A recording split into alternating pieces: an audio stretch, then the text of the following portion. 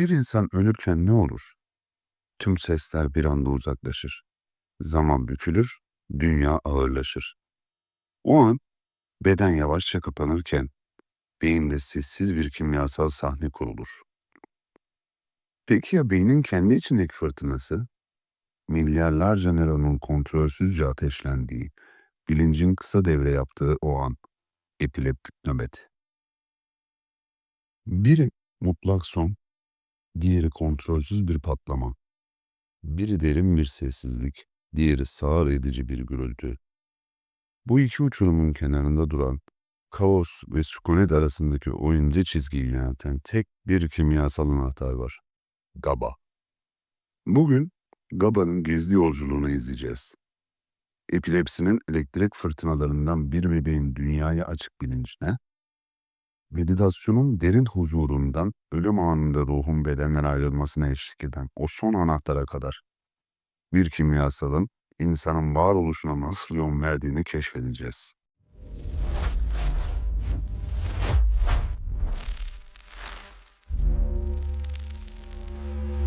Epilepsi nöbeti. Aslında beynin kendi içinde patlayan bir yıldırımıdır. Milyarlarca nöron aynı anda kontrolsüzce ateşlenir. Sistem çığırından çıkar ve onunla tek bir şey eksiktir. GABA. Çünkü GABA beynin freni, sessizliğin ve düzenidir. O olmazsa düşünceler ateş, duygular sel olur.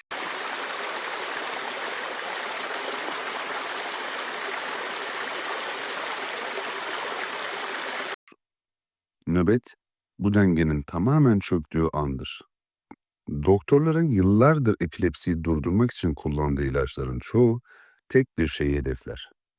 Beyindeki GABA'nın etkisini artırarak bu fırtınayı dindirmek. Ama belki de anlamamız gereken daha derin bir şey var. GABA sadece elektriği durdurmaz. Bilinci de şekillendirir. O bazen beynin düzeni, bazen de bilincin kapısıdır. Bu kapının ilk ne zaman ve nasıl açıldığına bakmak için her şeyin başlangıcına gitmeliyiz. Bir bebek doğduğunda gözleriyle tam göremez ama hisseder. Duyduğu sesler, hissettiği titreşimler. Çoğu yetişkinlerin artık algılayamadığı bir frekanstadır. Bu dönemde GABA yetişkinlerdeki gibi sakinleştirici değildir. Tam tersine uyanıştır. Bebek beyninde GABA gaz gibidir. Fren değil. Beynin yeni bağlantılar kurmasını, yeni yollar açmasını sağlar. Her ağlama, her ışık, her dokunuş, evrenle tanışan beynin şekillenmesini sağlar. Bazı mistik geleneklerde bebekler bebekleri görür denir. Belki de bu bilimsel bir gerçeği işaret ediyordur. Çünkü o dönemde GABA'nın sınır tanımayan yapısı bebeğe kelimenin tam anlamıyla açık bir bilinç hali verir. O henüz dünyaya, onun kurallarına ve filtrelerine kapanmamıştır. Ve GABA bu kapının zamanla yavaş yavaş kapanmasını sağlayan bekçidir. Peki bu bekçi hayatımız boyunca bilincimizi nasıl şekillendirir?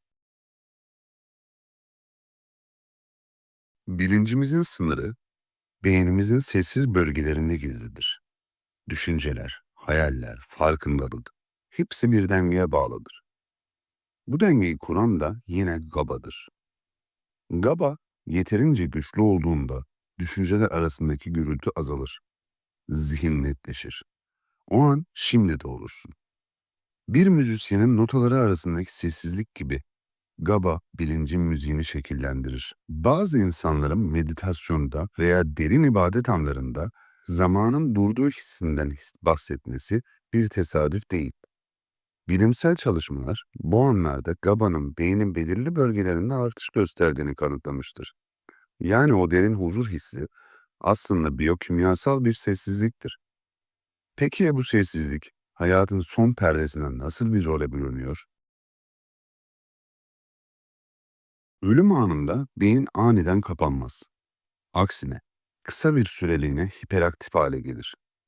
Son araştırmalar kalp durduktan sonraki saniyelerde beyinde ani ve çok güçlü bir gama dalgası patlaması yaşandığını gösterdi. Bu dalgalar en üst düzey bilinç ve hafıza ile ilişkilidir. İşte hayatın bir film şeridi gibi gözlerinin önünden geçmesi anı tam olarak bu son nöron ateşlemesi olabilir. Peki bu kadar yoğun bir deneyim sırasında beden nasıl sakin kalır? İşte GABA son kez sahneye çıkar. Devasa bir dalga halinde salınarak bu son bilinç senfonisi çalarken bedenin acı ve panik yaşamasını engeller. O, bedeni bilinçten ayırmaya hazırlanan son orkestra şefidir. Ama gizem burada bitmiyor. Peki o meşhur ışığı görme anı? Bazı teoriler bu son perdede GABA'nın getirdiği huzurun ardından beynin son bir molekülü daha serbest bıraktığını öne sürüyor. DMT, yani ruh molekülü.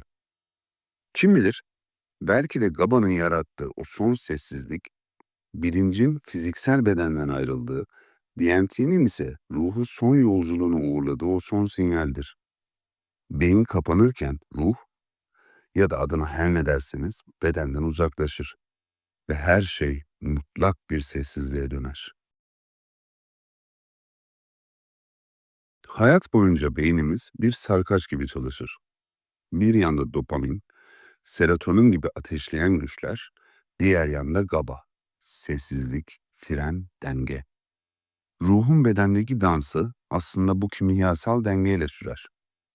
Doğarken bizi dünyaya açan bir anahtar, yaşarken bilincimizi dengeleyen bir bekçi ve ölürken de ruhumuza eşlik eden sessiz bir rehber. GABA'yı asla göremezsin ama her an seninledir. Çünkü o sadece bir kimyasal değil, belki de yaşamın görünmeyen nefesidir. Bu konu hakkındaki düşüncelerinizi merakla bekliyorum. Yorumlarda buluşalım. Evrenin ve beynin sırlarını keşfetmeye devam etmek için kanalıma abone olmayı, beğeni göndermeyi unutmayın. Bir sonraki yolculuğumuzda görüşmek üzere.